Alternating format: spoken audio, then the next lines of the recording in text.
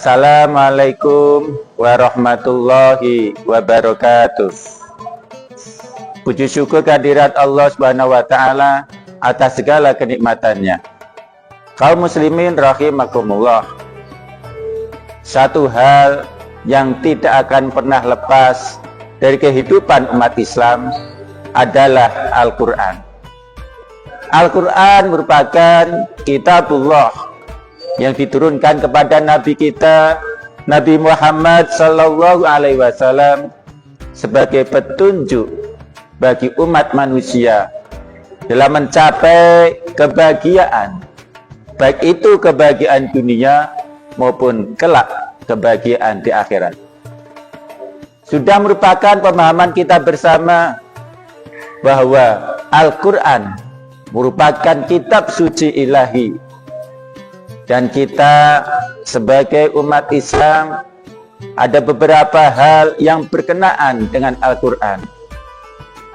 Apa yang harus kita sikapi terhadap Al-Quran? Yang pertama, kita harus mengimani Al-Quran. Kita harus yakin seyakin-yakinnya terhadap kitab suci Al-Quran. Iman dan yakin dalam hal apa? Iman, yakin bahwa Al-Quran itu adalah memang benar-benar firman Allah. Al-Quran bukanlah ciptaan dari Nabi Muhammad SAW. Al-Quran bukanlah tulisan dari manusia. Tapi kita yakin seyakin-yakinnya bahwa Al-Quran adalah firman Allah Subhanahu wa ta'ala. Walaupun hingga saat ini, mulai dari zaman Nabi hingga zaman yang penuh modern ini, masih banyak sekali orang-orang yang tidak beriman kepada Al-Quran. Mereka menganggap Al-Quran hanyalah karangan dari sosok seorang yang mengaku sebagai Nabi. Mereka menganggap bahwa Al-Quran hanyalah tulisan dari seorang yang bernama Muhammad. Tetapi kalau mereka benar-benar membuka diri, membuka hati, dan membuka pikirannya, maka kebenaran sejati akan mereka dapatkan bahwa Al-Quran adalah wahyu dari Allah Subhanahu wa ta'ala dengan segala banyaknya keistimewaan dalam Al-Quran yang manusia, bahkan jin pun tidak akan bisa membuat yang semisal saja seperti Al-Quran, walaupun hanya satu surat. Yang selanjutnya, kita harus yakin dan kita harus percaya bahwa apa yang ada dalam Al-Quran semuanya itu adalah benar. Semua yang ada dalam Al-Quran, baik itu berupa perintah, berupa larangan, ataupun kisah umat-umat terdahulu, ataupun kelak kejadian akan datang di akhir zaman. Bahkan ketika manusia sudah meninggal, lalu ketika ada dunia akhirat, semua yang ada dalam Al-Quran adalah suatu kebenaran. Dan kita yakin tidak ada dusta dalam Al-Quran. Berbeda mungkin dengan kita sebagai manusia, seringkali kita berucap penuh kesalahan. Seringkali kita berbohong. Seorang murid berdusta kepada gurunya. Seorang anak berbohong kepada orang tuanya.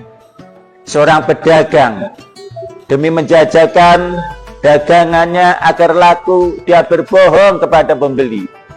Tetapi Al-Quran ini yang merupakan wahyu Allah Subhanahu wa ta'ala sebagai pedoman bagi umat manusia, tidak sekalipun ada kebohongan di dalamnya. Dan kita harus yakin terhadap itu semua. Kemudian yang perlu kita lakukan juga terhadap Al-Quran adalah kita harus membacanya. Al-Quran secara bahasa itu artinya adalah bacaan. Maka sangat ironi yang namanya bacaan kok tidak dibaca. Kita harus membiasakan diri kita untuk membaca Al-Quran.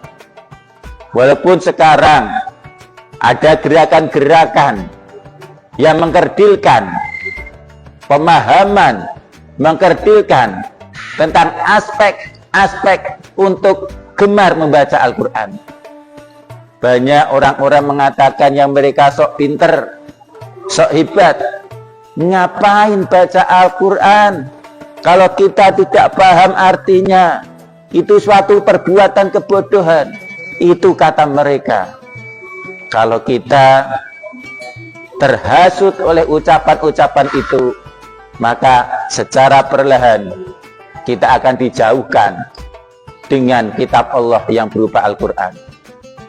Kaum muslimin rahimakumullah, memang idealnya saat kita membaca Al-Quran, kita paham apa yang ada di dalamnya, kita mengetahui detailnya, bagaimana hukum-hukumnya, segala aspek yang ada dalam Al-Quran. Tapi itu adalah ideal. Tapi apakah setiap umat manusia akan selalu bisa memahami arti makna dari bacaan Al-Quran? Tentu tidak.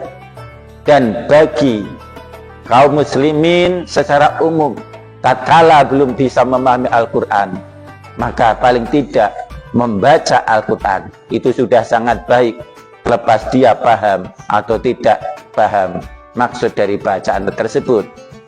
Dan yakinlah, dengan membaca Al-Quran, terlepas kita paham atau tidak, kita mendapatkan pahala dari Allah Subhanahu wa Ta'ala. Dengan membaca Al-Quran, terlepas dalam kita membaca apakah sudah fasih atau belum, Allah Subhanahu wa Ta'ala pasti akan melihat, akan memberi balasan kebaikan yang kita lakukan. Begitu juga dalam hal Al-Quran ini. Nabi Muhammad SAW juga menguatkan tentang pentingnya membaca Al-Quran. Beliau bersabda, "Iqra'ul Qur'ana fa innahu ya'ti yaumal qiyamati syafi'an li ashabi." Bacalah Al-Quran, karena sesungguhnya kelak Al-Quran akan mendatangi orang-orang yang membacanya sebagai syafaat, sebagai penolong di hari kiamat. Subhanallah. Oleh karena itu, kita berusaha mendekatkan diri kita pada Al-Quran. Kita berusaha membacanya. Tidak harus banyak dalam membaca, tidak harus 1 juz dalam membaca, tetapi lebih kita kedepankan keistiqomahan dalam membaca Al-Quran. Karena banyaknya amalan ibadah belum menjamin itu yang terbaik. Tetapi kalau kita beribadah secara istiqomah, secara konsisten, itulah yang terbaik. Kaum muslimin rahimakumullah, jangan sampai kita, generasi-generasi zaman sekarang, jauh dengan Al-Quran. Kita lebih memilih HP, lebih memilih untuk dekat dan sifatnya duniawi. Boleh-boleh saja kita dekat, akrab dengan HP. Tetapi ingatlah, yang namanya Al-Quran jangan sampai kita tinggalkan. Iqra, bacalah. Karena dengan membaca itulah manusia akan mendapatkan suatu hal yang istimewa. Karena memang perbedaan mendasar antara manusia dan makhluk Allah yang lain, terutama yang namanya tumbuhan, yang namanya binatang, adalah pada letak membacanya. Sepintar apapun burung beo yang bisa ngomong, ia tidak bisa membaca. Dan oleh karena itu, ayat suci Al-Quran yang diturunkan oleh Allah yang pertama kali tidak lain dan tidak bukan berbunyi, Iqra, bacalah. Maka suatu kerugian mendasar jika umat Islam enggan untuk membaca. Apa saja yang ada dalam diri kita, dalam lingkungan kita, kita berusaha untuk membaca. Membaca bukan berarti hanya membaca tulisan, tetapi apa yang ada di hadapan kita itu bisa kita baca. Membaca keadaan. Bahkan seorang pemain bola atau seorang atlet, ataupun seorang pedagang, mereka bisa sukses karena mereka bisa menjaga pandangannya, dalam artian bisa membaca, oh ini peluang untuk bisnis yang bagus yang kayak apa, ini pertandingan ini kita harus bagaimana setelah mengetahui lawan kita. Kunci kesuksesan adalah bagaimana cara kita membaca, termasuk membaca diri kita. Apa kita layak saat ini mengaku sebagai seorang muslim, mengaku sebagai seorang beriman, tetapi ternyata masih jauh dari Al-Quran. Kaum muslimin rahimakumullah, yang selanjutnya, yang ketiga, kewajiban kita kepada Al-Quran. Setelah tadi kita beriman, setelah kita membacanya, maka yang ketiga kita adalah mengamalkan ajaran-ajaran yang ada dalam Al-Quran. Manakala Al-Quran mengatakan itu haram, maka kita jauhi. Manakala Al-Quran di dalamnya menjelaskan bahwa ini adalah suatu kebaikan, maka kita bersegera untuk melaksanakannya. Jangan sampai hidup ini berjalan tanpa arah. Jangan sampai kelak ketika kita menghadap kepada Allah, kita menyesali atas apa yang sudah kita lakukan saat kita hidup di dunia.